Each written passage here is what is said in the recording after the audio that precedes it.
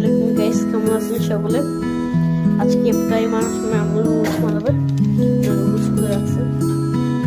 আর guys এখন আম্মু নাই, এখন রান্নাঘরে আপা সবাই কিছু বলবে না, আম্মু বলবে তাড়াতাড়ি রিয়েলিস্টিক নুডলস নিয়ে নিয়েছে।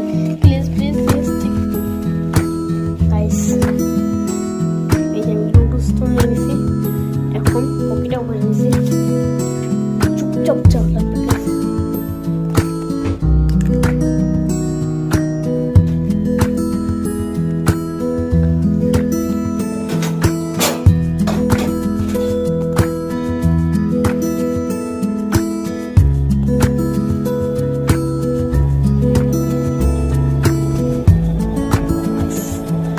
Plan success.